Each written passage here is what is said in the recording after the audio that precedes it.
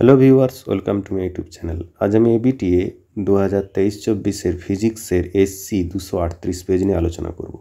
তো শুরু করা যাক। প্রথম প্রশ্ন, একটি ঘনকের অভ্যন্তরে ই আধানের 8টি তড়িৎ দ্বিমেরু রাখা থাকলে ঘনকের মধ্য দিয়ে মোট তড়িৎ ফ্লাক্স কত হবে? তো এটা খুব সিম্পল প্রশ্ন।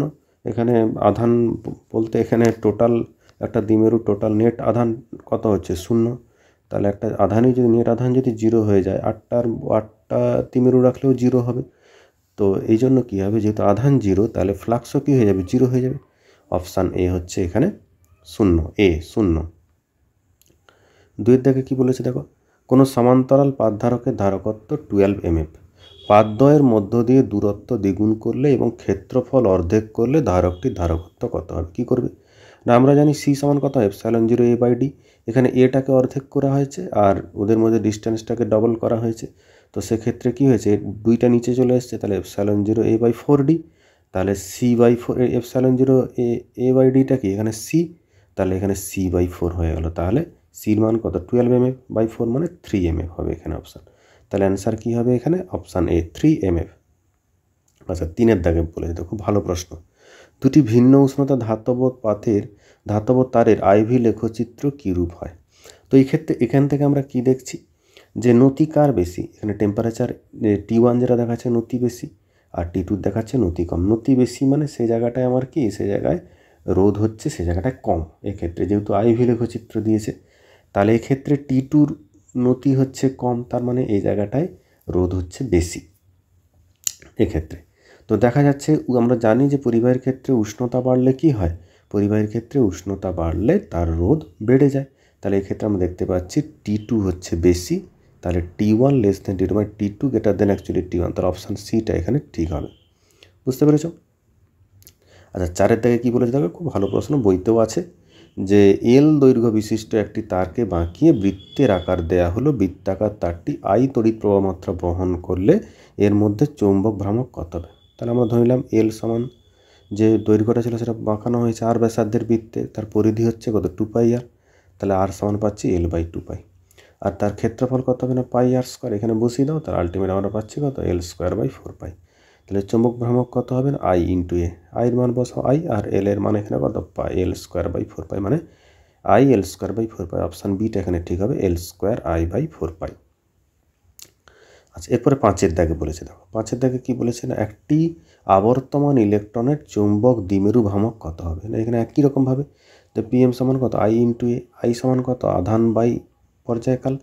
তাহলে E/পর্যায়কাল সমান কত হয়? পরিধি বাই বেগ 2πr/v। তাহলে ভিটা উপরে উঠে যাবে, EV/2πr। আর এর মান কত? πr²। দুটোকে বসিয়ে দিলে EV/2πr × πr²। কেটে গিয়ে কী থাকবে? EV/EVr/2 মানে অপশান ডিটা এখানে ঠিক হয়ে যাচ্ছে। আচ্ছা, 6-এর দাগে দেখো কী বলেছে, একটি এলসি বর্তনীর স্বাভাবিক কম্পাঙ্ক কত? এটা আমরা জানি, অপশান এটা ঠিক হবে 1/2π√LC। আচ্ছা, এই অঙ্কটাও আগে করা হয়েছে, এই টাইপের অঙ্ক, যে একটি পরবর্তী প্রবাহের সমীকরণ বলে দিয়েছে, তার আরএমএস মান কত? তার আরএমএস মান কত না, আমরা জানি রিলেশান কী হবে যদি এই ফর্মে হয়, তাহলে √I1² + I2²/2। তার মানে এখানে 3² + 4²/2 মানে এখানে 9 + 16/2 মানে 25 √25/2 মানে 5/√2 মানে অপশান ডিটা এখানে ঠিক হয়ে যাচ্ছে। আচ্ছা, এরপরে দেখো 8-এর দাগের প্রশ্ন বলেছে এক্স রশ্মির কোন ধর্মটি দেখা যায় না? এটা আমি জানি তির্যক তড়িৎচুম্বকীয় তরঙ্গ, মানে এখানে কোনটি হয় না, অনুদৈর্ঘ্য কম্পন এখানে হবে না। অপশান সিটা এখানে ঠিক হবে, এটা দেখা যাবে না অনুদৈর্ঘ্য কম্পন। আচ্ছা, এরপরে বলেছে খুব একটা ভালো প্রশ্ন বলেছে যে কোনো আলো শূন্য মাধ্যম থেকে n প্রতিসরাঙ্ক যুক্ত মাধ্যমে আপতিত হলে আপতন কোণ প্রতিসরণ কোণের দ্বিগুণ হবে। তাহলে আপতন কোণের মান কত হবে? এক্ষেত্রে আমরা কী করে বের করবো? আমরা জানি স্নেলের সূত্র অনুযায়ী sin I/r সমান কত? মিউ মানে এখানে n বলেছে, তাহলে sin I/sin I/2 সমান n। তাহলে এখানে sin 2θ সূত্রে ভাঙবো এখানে, তাহলে sin I মানে 2 sin I/2 cos I/2, আর নিচে sin I/2 থাকলো, sin I/2 sin I/2 কেটে গেল। তাহলে 2 cos I/2 সমান মিউ। এখানে মিউ বলা যাবে না যেহেতু n বলে দিয়েছে n।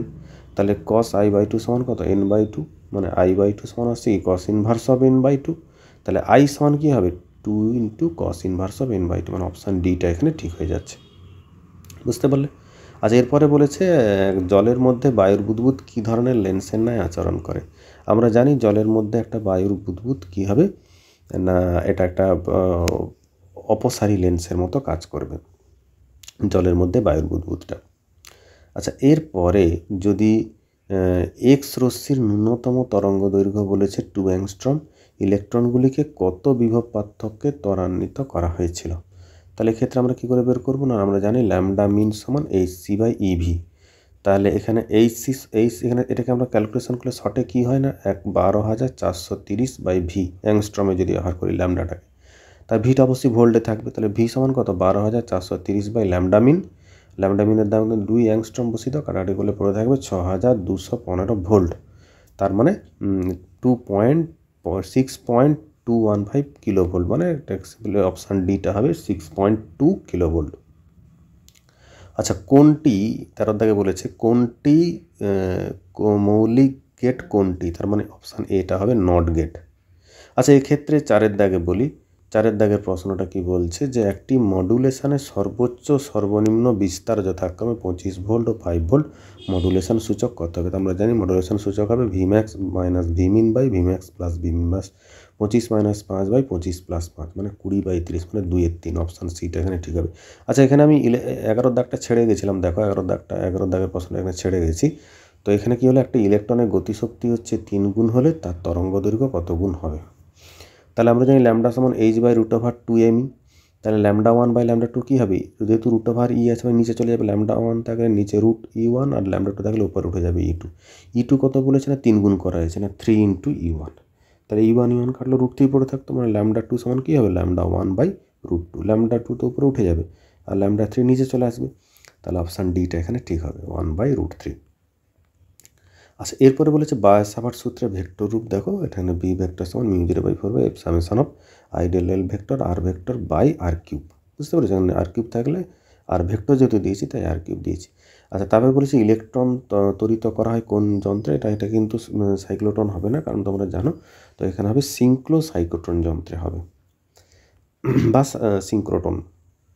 1 অ্যাম্পিয়ার কাকে বলে? এক্ষেত্রে আমি বলি 1 অ্যাম্পিয়ারে আমি এটা তড়িৎ থেকে দিয়েছি, তুমি ম্যাগনেটিক থেকেও দিতে পারো, যেটা খুশি। কোনো পরিবাহীর মধ্য দিয়ে প্রতি সেকেন্ডে 1 কুলম্ব পরিমাণ তড়িৎ আধান প্রবাহিত হলে সেই প্রবাহকে 1 অ্যাম্পিয়ার বলে। আচ্ছা, লেন্সের এফ সংখ্যা বলতে কি বোঝো? লেন্সের ফোকাস দৈর্ঘ্য ও তার উন্মেষের ব্যাসের অনুপাতকে এফ সংখ্যা বলে। যেহেতু 1 নম্বরে বলেছে, এই শর্টেই লিখেছি।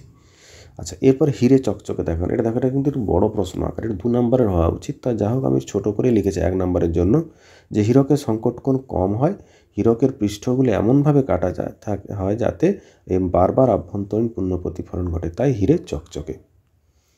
আচ্ছা, 4 দাগে বলেছে দেখো, একটা এনপিএন ট্রানজিস্টারের বর্তনী চিহ্ন। এই দেখো, এখানে ই, এটা কালেক্টর, এটা বেস, এটা এমিটার, এটা বেস, এটা কালেক্টর। যেহেতু এনপিএন, তার ডিরেকশানটা এইদিকে থাকবে। আচ্ছা, এরপরে বলেছে একটা এক্সক্লুসিভ অর গেটের বর্তনী চিত্র। অ্যাকচুয়ালি বর্তনী চিত্র বলতে এটাই চেয়েছে, যদি তোমরা এটাও দিতে পারো, কোনো অসুবিধা নেই, তবে এইটা দিয়ে এটা দেবে যদি দাও। বুঝতে পেরেছো? এটা এ বি, এটা চিহ্নটা, এটা এক্সক্লুসিভ অর গেটের, মানে এক্স অর গেটের, আর এটা হচ্ছে তার সার্কিট ডায়াগ্রাম। তো দেখো, এখানে আমি সমস্ত প্রশ্নগুলো আলোচনা করে দিয়েছি। যদি কারো কোনো সমস্যা থাকে কমেন্ট বক্সে জানাও, আর চ্যানেলটাকে অবশ্যই সাবস্ক্রাইব করে রাখো। Best of luck, thank you.